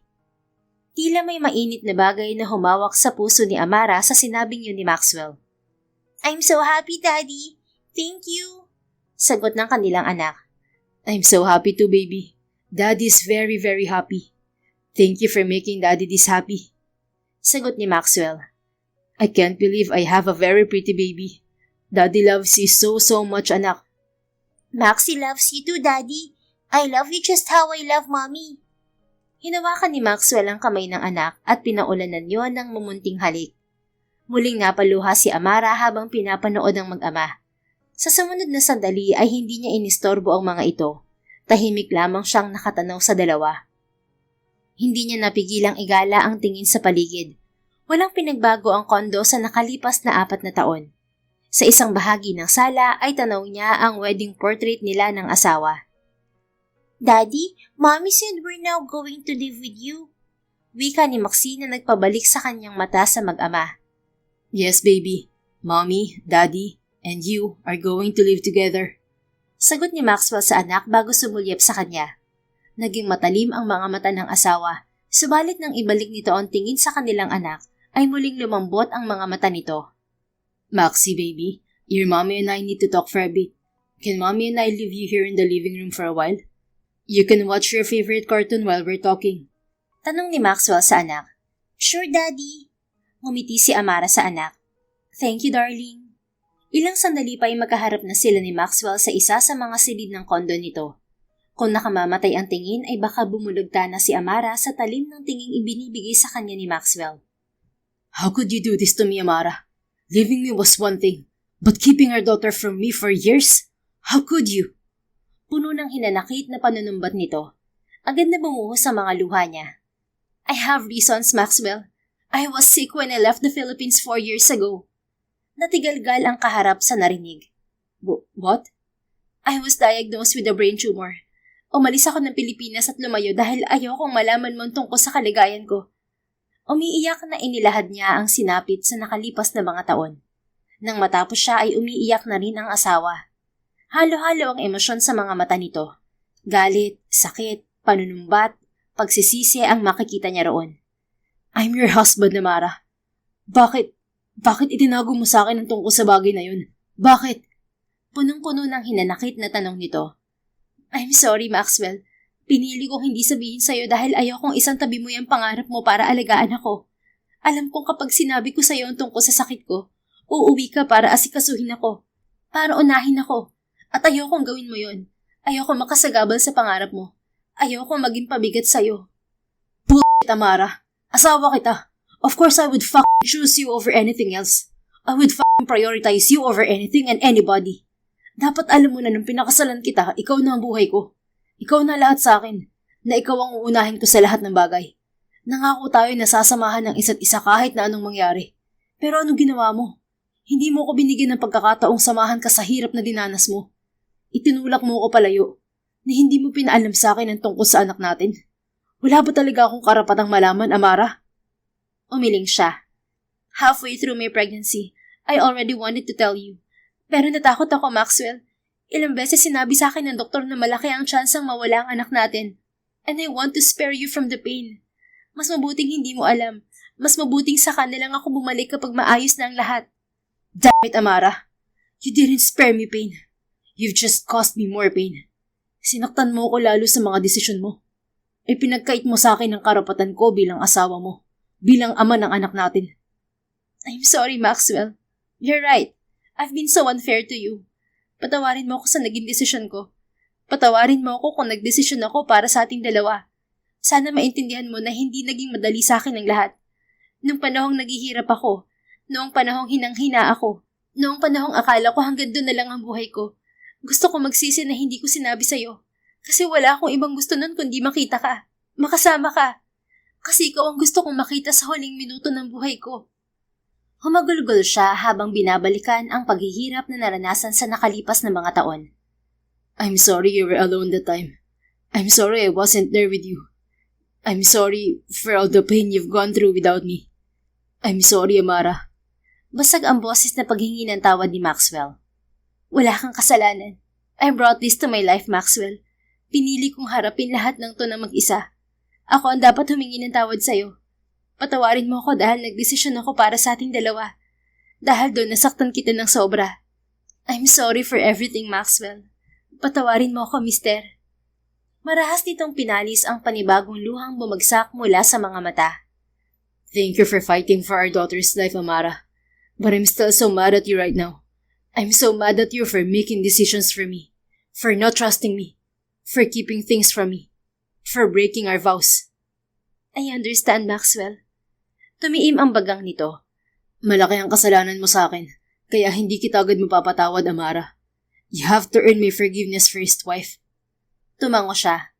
I'll do everything for your forgiveness. Gagawin ko lahat para makabawi sa'yo. I will think of ways how you can make it up to me. Sa ngayon, gusto ko munang bumawi sa anak natin. I lost 3 years of her life, at gusto kong bawiin ang lahat ng yun. Seryosong sambit nito bago dumampi ang kamay nito sa mukha niya. Marahan itong pinunasan ng mga luha niya. Let's dry our tears, Amara. Nasa labas lang ang anak natin. Ayokong isipin niya na pinaiyak ko ang mami niya. Nang sandaling yon ay gusto niyang muling maiyak. Kahit nagalit sa kanya si Maxwell ay nagawa pa rin itong punasan ng luha niya. Ilang sandali pa, nang pareho na silang kalmado ni Maxwell, ay lumabas na sila ng silid. Naabutan nila ang anak sa harap ng TV at tumagikik sa pinanonood. Mommy, Daddy, are you okay? Tanong ni Maxie nang bumaling sa kanila ang anak. Masuyong umiti si Amara sa anak. Ganoon din si Maxwell na dumiretso sa tabi ni Maxie. Of course, baby. Mommy and I just talked. How about you? Are you okay? I'm okay, Daddy. I love your house, Daddy. Is this where we're going to live? Ngumiti si Maxwell. This is my condo, baby. This is also where your mommy and I lived before. But I already built a bigger house for us. Doon tayo titirang 3. Bigger house, Daddy? With the garden and the backyard? Yes, baby. A big house with a garden, swimming pool, and many rooms. Wow, Daddy! I can't wait to see it. Can we go there now? Natawa si Maxwell. Let's have lunch first and then we go there, okay? Okay, Daddy! Masayang sagot ni Maxie. Nag-init ang puso ni Amara. Naalala niya ang pangako noon ni Maxwell na magpapatayo ito ng bahay para sa kanila. Kahit na umalis siya, tinupad pa rin ng asawa ang pangako. Ilang sandali pa ay lumabas sila ng kondo para kumain ng tanghalian. Dahil mahilig sa pasta ang anak nila, dinala sila ni Maxwell sa isang Italian restaurant. Asikasong-asikaso rin ni Maxwell ang anak nila. Sa halip na kumain ay mas gusto na lamang pagmasdan ni Amara ang kanyang mag-ama. Mommy, you're not eating. Punan ni Maxie nang mapansing hindi pa nagagalaw ang pagkain niya. Is there a problem with your food, Amara? May iba ka bang gusto? Baling sa kanya ni Maxwell. Walang problema. Sigurado ka? Ngumiti siya at tumango. Oo, salamat. Kakain na ako. Asikasuhin mo na ang anak natin. Tumango ito at ibinalik ang atensyon sa anak. Siya naman ay nagsimula niyang sumubo. Paglabas nila sa restaurant, dumiretso sila sa isang eksklusibong subdivision kung saan ayon kay Maxwell ay naroon ang bahay na ipinatayo nito. Wow! It's really so big, Daddy! Namamanghang wika ng kanilang anak pagpasok nila sa bahay. 2 palapag ang modernong bahay na tinutukoy ni Maxwell. Tulad ng sinabi ng asawa, may malawak yung hardin at swimming pool. You like it, baby? Malaki ang ngiting tanong ni Maxwell sa anak. Yes, Daddy. I love this better than Grandma and Popsy Scott's house in the US. I'm glad you like it, Maxie. Ani Maxwell. Pagkatapos sa anak, ay kay Amara naman bumaling ang asawa. How about you, Amara? Do you like our new home? Lumunok siya bago nakangiting tumango. Gustong-gusto ko, Maxwell. Thank you, mister. Isang tipid ng ngiti ang isinagot nito sa kanya bago ibinalik ang tingin sa anak. Pagpasok nila sa loob ng bahay ay lalo pang namangha si Maxie. Kumpleto na ang mga gamit sa bahay. Meron yung 7 malalaking silid, kasama na ang library at TV room. Do we have food here, Daddy? Tanong ni Maxie nang dalhin sila ni Maxwell sa kusina. Yes, we do, baby. Sometimes Daddy sleeps here. Just you, Daddy? Yes, baby. Just me in this big house. Did you get sad, Daddy? You're all alone? Ngumiti si Maxwell. Well, Daddy will no longer be sad kasi kasama ko na kayo ni Mommy. Gumanti ng ngiti si Maxie sa ama. Yes, Daddy. Dito na kami ni Mommy. Daddy, Mommy, and Maxie will be happy together. Yes, baby. You, Mommy, and Daddy will be happy together. I will make sure of that. Niyakap ni Maxie ang ama. Napuno naman ng init ang puso ni Amara. Ilang oras pa lang nagkakasama ang mga ito ay palagay na agad ang loob sa isa't isa. Tila ba hindi yun ang unang araw na nagkita ang mga to? I have my own room, Daddy? Tanong ni Maxie sa ama pagdating nila sa 2 palapag ng bahay kung saan naroon ang mga silid. Yes, baby. You have your own room. But can I sleep beside you and Mommy? I don't want to sleep alone.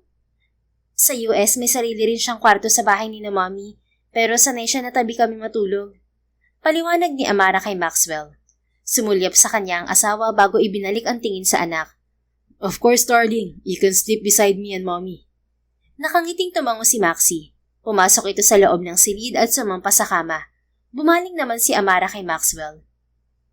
Pwede naman kayong dalawa na lang ng anak natin ng tabi sa pagtulog, Maxwell. Wika niya. Kunot ang noo siyang binalingan ng asawa. Ikaw, ayaw mong tumabi sa amin? Gusto, pero ikaw, baka ayaw mo. Hindi ba galit ka sa akin? Kahit nagalit ako sa'yo, gusto pa rin kitang katabi. Nagwala ang puso ni Amara. Nag-init ang sulok ng mga mata niya. Okay, thank you, Maxwell. You don't have to thank me. Asawa mo ako. Sagot nito bago nag-iwas ng tingin. Pag-alis nila sa bahay ni Maxwell ay dumiretso sila sa bahay ng ina at stepfather para kunin ang mga gamit nilang mag-ina. Hindi kasi pumayag si Maxwell na hindi sila matulog sa iisang bubong. Anak, kumusta kayo ni Maxwell? Maayos na kayong dalawa? Tanong kay Amara ng ina nang magkausap silang dalawa. Nasa sala si Maxwell kasama ang anak at stepfather niya. Nang magkaharap si Maxwell at ang mommy niya ay maayos na pinakaharapan ng asawa ang ina. Humingi rin ng tawad ang mommy niya. We're fixing our marriage, Mommy. Galit pa sa akin si Maxwell kaya kailangan kong bumawi sa kanya. Kita ko naman na mahal ka pa rin ng asawa mo. Kulang lang yan sa lambing, anak. Lambingin mo at siguradong magkakaapo ulit ako. Mi naman. Namumulang sagot niya na ikinatawa ng ina. Nang gabing yon, sa bahay na ni Maxwell silang 3 umuwi. Tulad ng gusto ng anak, magkakatabi sila sa iisang kama. Nakapagitna sa kanila ni Maxwell si Maxie. Good night, Mommy. Good night, Daddy. Wika ni Maxie sa kanilang dalawa ni Maxwell. Good night, baby. Sweet dreams. Wika ni Maxwell sa anak at hinalikan ito sa noo. Tulad nito, hinalikan din ni Amara sa noo ang anak. Good night, sweetheart. Pagkatapos niyon ay bumaling naman si Amara kay Maxwell. Good night, Maxwell. Masuyong samgit niya bago hinalikan ng asawa sa pisngi. Hindi nakaligtas sa kanya ang pamumula ng mukha nito. Good night, Amara. Napapaos na bati nito at hinalikan siya sa noo. Nag-init ang puso ni Amara. May luha sa sulok ng mga mata niya nang siya'y pumikit. Samantala, kinabukasan, akala ni Maxwell ay nananaginip siya nang pagdilat niya ng mga mata ay bumungad sa kanya ang kanyang mag-ina. Hanggang ngayon ay hindi siya makapaniwala na may anak na siya, na may anak na sila ni Amara. That this little angel beside him was the result of him and Amara's love for each other. Maxie was the prettiest thing he ever laid his eyes on. Pinaghalong mukha nila ni Amara ang mukha ng anak. Daddy, good morning. Bagong gising na bati sa kanya ni Maxie. Kinusot-kusot nito ang mga mata bago ngumiti sa kanya. Good morning, baby. Bati niya sa anak. Unang pagkikita pa lang nila ni Maxie ay mahal na niya ito. Mahal na mahal niya ang anak gaya ng pagmamahal niya sa ina nito. At ipinapangako niya na gagawin niya ang lahat upang protektahan ito. Daddy, Mommy is still asleep. Should I wake her up? Tanong ni Maxie. Bumalik siya kay Amara na tulog pa. Tulad ng anak, mukha ring anghel ang kanyang asawa. Piniga ang puso niya nang muling maisip ang hirap na dinanas nito sa mga nakaraang taon na wala siya sa tabi nito. No, baby. Don't wake mommy up yet. Wika niya sa anak. Subalit pagkatapos niyang sabihin yon ay gumalaw si Amara at nagising. Mommy, you're awake. Good morning. Malaki ang ngiting bati ni Maxie sa ina. Good morning, baby. Nakangiting niyakap ni Amara ang anak at hinalikan sa pisngi. Tila may humawak sa puso ni Maxwell habang nakatingin sa kanyang mag-ina. Ipinapangako niya na hindi na mawawalay pa sa kanya ang mga ito. Patuloy siyang nakamasid sa mag-ina nang bumaling sa kanya si Amara. Good morning, mister. Matamis na ngumiti ang asawa at hinalikan siya sa pisngi. Namula si Maxwell kasabay ng pag-iinit ng muka. Akala ko ba kailangan pang bumawi sa'yo ng asawa mo? Wala. Isang ngiti at isang halik lang ni Amara sa'yo. Nakalimutan mo ng atraso niya sa'yo. Tukso sa kanya ng isang bahagi ng isip. Gustong mapabuntong hininga ni Maxwell. Kapag niningitian siya ni Amara, ay gusto na lamang sumuko ng puso niya. Good morning, Amara. Kaswal na bati niya rito sa kabila ng mabilis na tibok ng puso. Teka, dito muna kayong mag-ama ha. Magluluto muna ako ng almusal. Mommy, I want pancakes. Ani Maxie. Sure, baby. Ikaw, mister, may request ka? Lumunok si Maxwell at umiling. Tulungan na kitang magluto. Hindi na, kaya ko na to. Asikasuhin mo na lang tong baby natin. Nakangiting wika ni Amara. Paglabas nito ng silid ay naiwan siya kasama ang anak. Daddy, what's your favorite breakfast? Tanong ni Maxie. Everything your mommy cooks is my favorite. Nakangiting sagot ni Maxwell. Naalala niya noong magkasama sila ng asawa sa kondo niya ay madalas rin na si Amara ang nagluluto ng almusal nila. Kahit hindi siya sanay kumain ng almusal, ay nasanay siyang kumain dahil dito. Pagbaba nila ni Maxie sa kusina, naabutan nilang nagluluto pa rin si Amara. Muli ay nag-init ang puso niya habang pinagmamasdan ito. Pwede ka ba naming tulungan ng anak mo? Tanong niya kay Amara. Hindi na, matatapos na ako dito. Pakiayos na lang ang lamesa. Nakangiting baling sa kanya nito. Tumango si Maxwell. Kasama ang anak ay inayos nila ang lamesa. Maya-maya pa'y dumulog silang tatlo sa hapag. Thank you for the breakfast, Mommy. Wika ni Maxie sa ina. You're welcome, baby. Sagot ni Amara. Nilagyan nito ng pancake ang plato ng anak. Pagkatapos ay siya ang binalingan nito. Ikaw, mister, gusto mo rin ng pancake o toast ang sayo? Tumikhim siya. Pancake. Sabi ng anak natin, paborito niya ang pancake mo. Mommy makes the best pancake in the world, Daddy. Pagmamalaki ng kanilang anak. Sus, bulera tong anak ko. Natatawang wika ni Amara bago bumaling sa kanya. Humiwa ito ng isang piraso ng pancake at inilapit yun sa kanya. Mister, tikman mo nga. Feeling ko binobole lang ako nitong baby natin eh. Malambing na wika ni Amara. Nagwala ang dibdib ni Maxwell. Siya ang mas maasikaso at maalaga sa kanilang dalawa. Subalit kapag nilalambing siya ni Amara ay tunaw na tunaw ang puso niya. Tulad ngayon, sa isang iglap ay naglaho na nga ng parang bula ang galit at tampo niya rito. Wala na siyang ibang gustong gawin ngayon kundi ang yakapin ito at halikan. Kahit kaharap pa nila ang anak nila.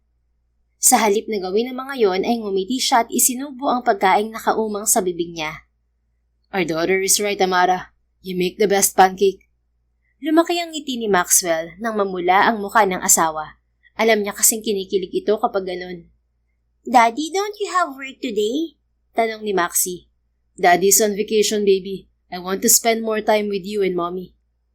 Isang linggo siyang walang duty sa trabaho. Subalit kinausap na niya ang management para pahabain ang bakasyon niya. Then you can go with us when mommy and I go to the mall? Masayang tanong nito. Of course, baby. From now on, I'll always be with you and mommy. Thank you, Daddy. Masayang sagot ng anak. You're always welcome, baby. Masuyong sagot niya. Samantala, pagkatapos nilang mag-almusal ay hinayaan ni Amara na masolo ni Maxwell ang anak nila. Alam niyang gustong bumawi ng asawa sa anak kaya ito na ang hinayaan niyang mag-asikaso kay Maxie. Habang abala ang kanyang mag-ama ay nagbukas siya ng laptop upang magtingin ng mga job opening. Ngayong narito na siya sa Pilipinas ay balak niya magtrabaho muli. Sa loob ng 4 na taon ay umasa lamang siya sa kanyang ina at stepfather. Naging abala si Amara sa ginagawa kaya hindi niya namalayan nang lapitan siya ni Maxwell. Si Maxie, tanong niya sa asawa. Nakatulog habang nanonood kami ng paborito niyang cartoon. Inilipat ko sa kwarto natin para mas komportable siya. Sagot nito bago naupo sa tabi niya. How about you? Anong ginagawa mo? Ngumiti siya. Nagtitingin lang ako ng mga job opening. Gusto ko kasing magtrabaho ulit. I can very well provide for you and our daughter Amara. Aside from my work, I have businesses with my cousins. Hindi mo na kailangan magtrabaho pa. Kinagat niya ang ibabang labi. Maxwell, alam kong kaya mo kami suportahan ng anak natin. Pero naisip ko lang sana na magtrabaho na. Ilang taon kasi akong hindi nakapagtrabaho nung nasa Amerika ako. At ayoko ring masayang ang pinag-aralan ko. Pero kung ayaw mo ako magtrabaho, ayos lang naman. Tulad ng sinabi ni Amara, gagawin niyang lahat upang makabawi kay Maxwell. Kung ayaw nitong magtrabaho siya, ay susundin niya ang asawa. Alright, kung gusto mo magtrabaho, saka na kapag malaki na ang anak natin. Pagpayag nito. Tumango siya at ngumiti. Thank you, mister. Ngumuso ito bago gumanti ng ngiti. You're welcome, Mrs.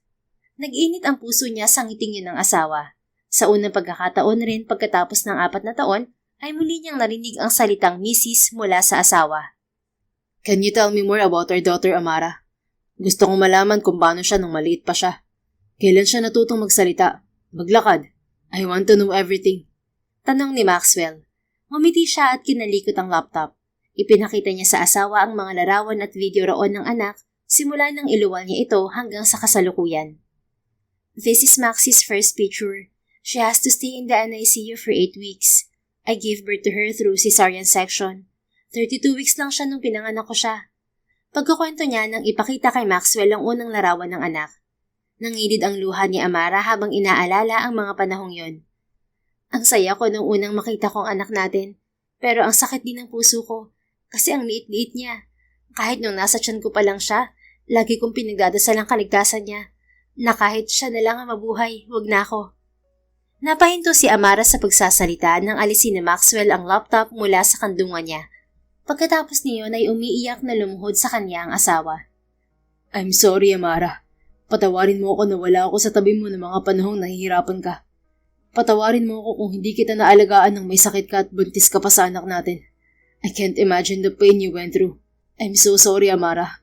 I'm sorry I failed as a husband. I'm sorry. Humagulgol na wika nito. Umiiyak na umiling si Amara. Maxwell, wala kang kasalanan. Wala kang alam. Stop putting the blame on yourself. No, Amara. May kasalanan ako. If only I didn't leave you back then. If only. Maxwell, it was already in the past. Ang importante, nandito kami ngayon ng anak mo. Lumaban ako noon sa sakit ko para makabalik agad kami sa'yo. Putol niya rito. Marahan niyang pinunasan ang basang mukha nito. Sa huli ay kinuha nito ang kamay niya at masuyong hinalikan. Please, Amara. Tell me everything that has happened for the past 4 years. I want to know everything. I want to share your pain. Tumango si Amara sa asawa. Sa sumunod na mga sandali ay inilahad niya rito ang naging buhay nila ng anak sa Amerika. Habang nagkukwento ay panay ang pagluha ni Maxwell. You're so brave, Amara. Thank you for taking care of yourself and our daughter. Thank you for being a great mother to our daughter. Thank you, my brave, brave wife. Anito habang nagpupunas ng luha. Pinunasan din niya ang luha bago ngumiti sa asawa. And thank you for loving your daughter, Maxwell. Our daughter came from you. Of course I love her, Amara. Even my whole family will love her. Napalunok siya. Alam na ng pamilya mo ang tungkol sa anak natin? Yes, they already know about Maxie. My parents wanted to meet our daughter already. Gusto na nilang makilala ang anak natin. Tinatanong nila ako kung kailan sila pwedeng bumisita dito sa bahay. Napalunok siya. Anong sabi mo? I told them that I'd talk to you first. Isa pa, ayokong biglain ang anak natin. I just met her the other day. Gusto ko munang saluhin siya. Gusto ko munang maging komportable siya sa akin. Makakapaghintay naman ng mga magulang ko. Maiintindihan ko kung galit sa akin ng mga magulang mo, Maxwell. They're not mad at you, Amara. Pagiya siyang natawa. I don't believe you. Nagalit ka sa akin. Yung magulang mo pa kaya ang hindi. Sinaktan ko ang anak nila. Humugot ito ng malalim na hininga. Fine, my mother got mad at you. But only because we thought you were seeing another guy. Seeing another guy? Lumunok ito at mapait na ngumiti. Pagkatapos mo akong itaboy noon at pauwiin na Pilipinas, 2 beses ulit akong bumalik ng Amerika. Sa 2 beses na nagtangka akong kausapin ka, nakita ko may kasama kang lalaki. I saw you with a man in front of your mother's house. Gusto kong suntukin ng lalaking yun nang makita kong niyakap ka niya, Amara. Pero sa huli, hindi ko kayo nilapitan. Hindi kita nilapitan. Hindi kita kinausap at kinumpronta dahil natakot akong marinig sa'yo na may iba ka na. Umiling siya. Wala akong ibang lalaki, Maxwell. Paano ko magagawa yun kung buntis ako sa anak natin at may sakit ako? Yung lalaking nakita mong kasama ko, isa yun sa mga doktor ko. Siya lang naman ang laging dumadalaw sa akin sa bahay ni na Mommy. I'm sorry for thinking the worst. I was so hurt and insecure after you left me. Puno ng pagsisising sambit nito. Muling nag-init ang sulok ng mga mata ni Amara. I'm sorry, Maxwell. Yung mga sinabi ko sa'yo nung itinaboy kita, walang katotohanan ng lahat ng yun. Napilitan lang ako para paalisin ka. Hindi totoong nagsawa ako sa'yo. Hindi totoong nasakal ako sa'yo. Hindi totoong nawala ang pagmamahal ko sa'yo. Hindi totoong ayoko na sa'yo. Gusto lang kitang magpatuloy sa buhay mo kahit wala ako. It's alright, Amara. Nauunawaan ko ng lahat. Masuyong sagot nito. How about you, mister? May nagustuhan ka bang ibang babae habang wala ako? Nagsalubong ang mga kilay nito. What kind of question is that? Sa tingin mo magagawa akong tumingin sa ibang babae kahit nakasal ako sa'yo? Itinaboy kita. Galit ka sa akin. Isa pa, piloto ka na. Mas maraming nakapaligid sa'yo ngayong magagandang babae. Pumungay ang mga mata nito. Kahit galit ako sa'yo, ikaw pa rin ang gusto ko, Amara. Kahit galit ako sa'yo, ikaw pa rin ang nag-iisang babae dito sa puso ko. Ikaw lang, Amara Vallejo. Nagwala ang puso niya, lalo na nang hawakan nito ang pisngi niya. I'm sorry for the kiss that I gave you on the plane. I'm sorry for hurting you. It's okay, Maxwell. I deserve it. No, you don't, baby. Masuyong sagot nito bago bumaba ang mga labi sa kanya. Sa pagkakataong yun ay puno ng pag-iingat ang halik ni Maxwell. Malayo sa halik na ibinigay nito noong nasa eroplano sila. Buong pusong tinugon ni Amara ang halik ng asawa. Napilitan lamang silang maghiwalay nang marinig nila ang boses ng anak. Sabay silang napabaling sa hagdan kung saan naroon ang anak na bagong gising at umiiyak. Hey sweetheart, what's wrong? Why is my baby crying? Masuyong tanong ni Maxwell sa anak. Ito ang unang lumapit kay Maxie. I woke up alone, Daddy. I thought you were gone. Sumisigok na sagot ng anak. Oh baby, Daddy didn't leave. Nagpunta lang ako kay Mommy. Shh, don't cry. Daddy won't leave you, okay? Alo ni Maxwell habang pinupunasan ang luha ng anak. Napangiti na lang si Amara habang pinagmamasdan ang kanyang mag-ama. Pagkatapos ay lumapit siya sa mga ito at yumakap. Sa mga sumunod na araw, walang pagsidlan ang saya sa puso ni Amara. Bukod sa masayang-masaya ang anak, masaya din siya dahil bumalik na sa dati ang trato sa kanya ni Maxwell. Kung gaano ito kalambing sa anak ay ganoon din ito sa kanya. Kahit na hindi na sila nakapag-usap ang muli tungkol sa kanilang dalawa dahil parehong si Maxie ang prioridad nila, ay kontento na si Amara. Sa nakalipas na 5 araw ay araw-araw nilang ipinapasyalang anak sa mga lugar na gusto nitong puntahan. Dinala rin nila ito sa Tagaytay na espesyal para sa kanilang mag-asawa. Nang araw na yon, Sabado, nanatili lang sila sa bahay dahil bibisita ang mga magulang ni Maxwell. Daddy, will Lolo and Lola like me po? Tanong ni Maxie sa ama. Unti-unti na nila itong tinuturuan ng Tagalog kahit basic lamang at po at opo. Of course, baby. Sagot ni Maxwell. Halata ang excitement sa mukha ni Maxie habang si Amara naman ay hindi maitago ang kaba. Mrs., okay ka lang? Baling sa kanya ni Maxwell. Ngumuso siya. Medyo kinakabahan lang. Don't be. I already told you, my parents are not mad. Hinawakan nito ang kamay niya at hinalikan. Nagwala ang puso niya sa ginawa ng asawa. Sige nga, isang halik pa, para mawala tong kaba ko. Anya't itinuro ang labi. Nanlaki ang mga mata ni Maxwell. Do you want me to kiss you in front of your daughter? Oo naman. Sagot niya at bumaling sa anak. Maxie, can Mommy and Daddy kiss in front of you? Of course po, Mommy and Daddy. Nakangisi sagot ni Maxie. Piling bumaling si Amara kay Maxwell. Okay naman sa anak natin, no? Bahagyang natawa si Maxwell bago siya hinalikan sa mga labi. Hindi na ba kabado ang baby ko?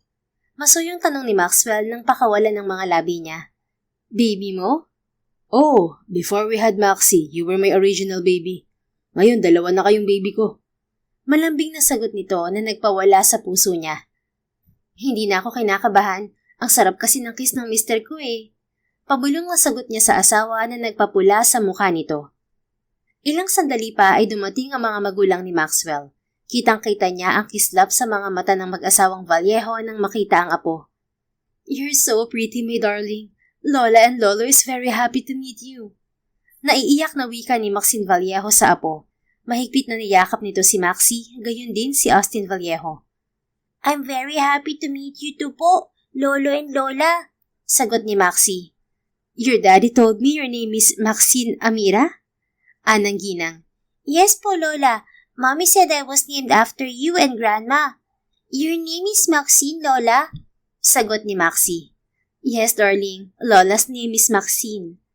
Isang beses pang hinalikan ng ginang ang apo bago ito bumaling sa kanya. Amara, iha?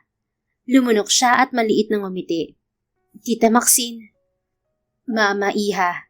Pagkatama nito bago siya niyakap. I'm so happy you're back, Amara. Nilunok niya ang bikig sa lalamunan. Thank you, Mama.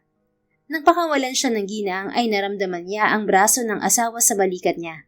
I told you, Mrs. Everything will be fine. Ngumiti siya sa asawa. Sa sumunod na oras ay naging abala ang mga biyenan sa apo. Habang gumagawa si Amara ng merienda ay dinaluhan siya ni Maxine Vallejo sa kusina. Iha, gusto kitang makausap. Wika ng ginang sa kanya. Gusto ko rin po kayong makausap, Mama. Sambit niya bago lumunok. Gusto ko pong humingi ng tawad sa inyo. Gusto kong humingi ng tawad dahil sinaktan ko ang anak niyo. Gusto kong humingi ng tawad dahil inilihim ko ang tungkol kay Maxie. Inaamin ko, iha. Nagalit ako sa'yo nung iniwan mo ang anak ko. Lalo na nung inakala namin na may iba kang lalaki. It's heartbreaking to see my son when you left him, Amara. Pero nung nalaman ko ang tunay na dahilan ng pag-alis mo, naintindihan kita. Kahit hindi ako sang-ayon sa ginawa mo, naintindihan ko kung bakit mo ginawa yon. Thank you, Mama. I'm sorry.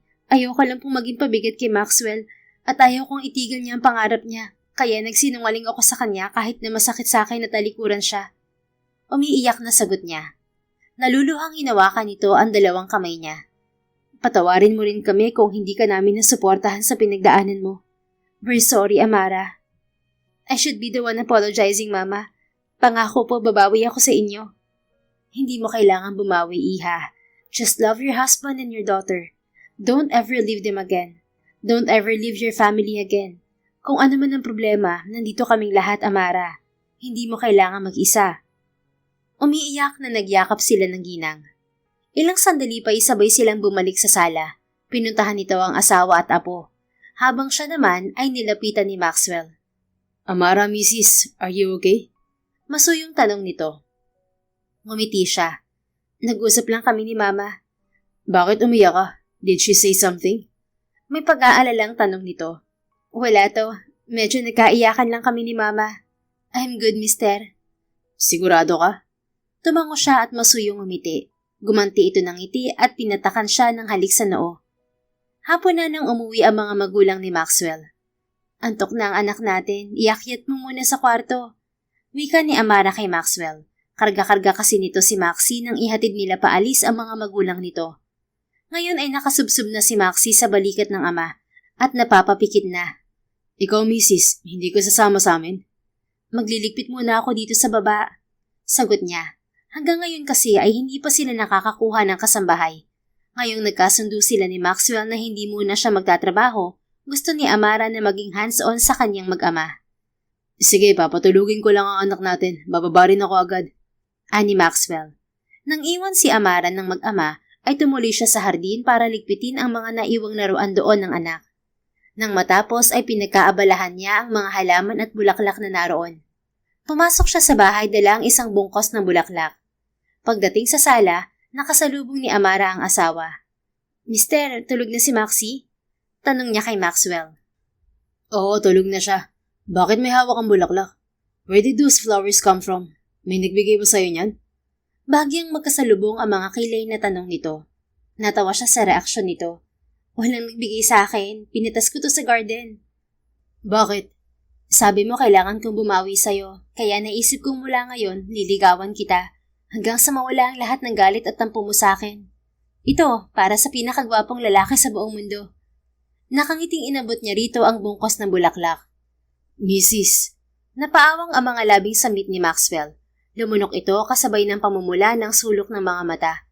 Ano, mister, tatanggapin mo po ba itong bulaklak ko?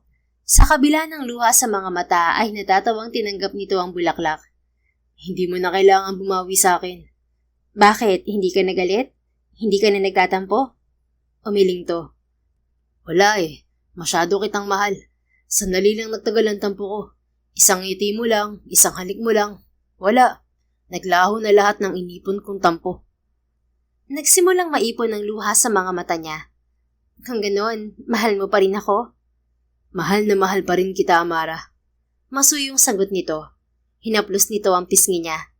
Nagalit man ako sa'yo, pero kahit kailan, hindi nawala ang pagmamahal ko. Ako pa rin ang dati mong asawa na patay sa'yo. Nabaliw sa'yo. I'm still the same Maxwell Vallejo who's very much in love with you, my wife. Please, Amara, don't ever leave me again. Hindi ko nakakayanin kung mawala ka pa ulit sa akin. Baka mabaliw na ako kapag umalis ka ulit. Miss na miss kita nung umalis ka, Mrs. Gabi-gabi kong pinapanalangin na sana umuwi ka na bumalik ka na sa akin. Nalaglag ang mga luha niya. Miss na miss din kita, mister. Araw-araw din ako nangungulila sa'yo noon. Pinapangako ko sa'yo, hindi na ako aalis sa tabi mo. Hindi na kita iiwan. Hindi na. Hinawakan nito ang pisngi niya at pinaulanan ng mumunting halik ang buong mukha niya. Mahal na mahal kita, Amara Vallejo. Mahal na mahal din kita, Maxwell Vallejo. Sobra, kayo ng anak natin. Sagot niya. Masuyong umiti si Maxwell bago siniil ng malalim na halik ang mga labi niya. Pareho nilang habol ang hininga nang pakawalan siya ng asawa. Please marry me again, Amara. Sa pagkakataong to sa harap ng Diyos, ng buong pamilya natin at ng anak natin. Masuyong pakiusap ni Maxwell. Marry me again, and this time, promise me that you would never leave me. Na kahit anong mangyari, na kahit anong pagsubok ang dumating sa buhay natin, hindi mo ko iiwan, hindi mo ko itataboy, na magkasama nating haharapin ang lahat ng problema. Buong pusong tumango si Amara sa asawa. I will, Maxwell. Magpapakasal ako ulit sa'yo. Mangangako ako sa harap ng Diyos na hindi na kita iiwan, na kahit anong mangyari, hindi na ako aalis sa tabi mo. Lumuluhang inilabas nito ang isang singsing. Pagkatapos nito yung maisuot sa daliri niya, ay hinalikan nito ang kamay niya. Muli ring naluha si Amara sa labis na kaligayahan. Mommy, Daddy, why are you both crying? Sabay silang napabaling ni Maxwell sa anak na hindi nila namalayang nakalapit na sa kanila. Kinukusot-kusot nito ang mga mata habang nakatingin sa kanila. Daddy is just happy, sweetheart. Because Mommy loves Daddy so much, anak. Masuyo ang ngiting sagot ni Maxwell sa bata. And Mommy is very happy too, anak, because your daddy loves me so much too. Wika naman ni Amara. I'm happy too, Mommy and Daddy, because you both love me so much, and I love you so much too, Mommy, Daddy. Sagot ni Maxie. Masuyong niyakap ni Maxwell ang mag-ina bago sila nito parehong hinalikan sa sentido. Nang mga sandaling yon, habang nasa presensya ng dalawang taong pinakamamahal niya sa buhay, ay wala nang ibang mahihiling pa si Amara.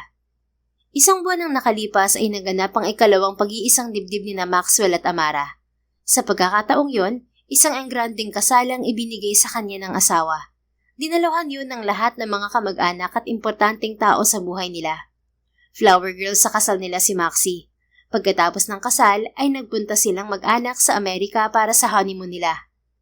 2 taon nang nakalipas ay isinilang ni Amara ang pangalawang anak nila ni Maxwell. Sa pagkakataong yon ay ninong na ang matalik na kaibigan ni Maxwell na si Leon sa ikalawang anak nila. Sa sumunod na mga taon ay nasundan pa ng 3 ang mga supling nilang mag-asawa. Labis na ipinagpapasalamat ng mag-asawa na hindi na muli pang sinubok ang pagsasama nila. Hindi na muling bumalik ang tumor sa utak ni Amara at nakapamuhay siya ng maligaya kasama ang pamilya. Subalit kung sakaling may dumating mang malaking pagsubok sa buhay nila, isa lang ang sigurado ni Amara, na hindi na niya iiwan pang muli ang asawa. Naging maligaya at matiwasay ang pagsasama ng mag-asawang Maxwell at Amara Vallejo sa piling ng isa't isa at ng kanilang 5 anak. The end. If you enjoyed this story, please don't forget to like, subscribe, comment, and share. Your support helps us reach more people and spread the love. Thank you for tuning in, and we're looking forward to seeing you again soon. In the meantime, please take care and may God bless you always.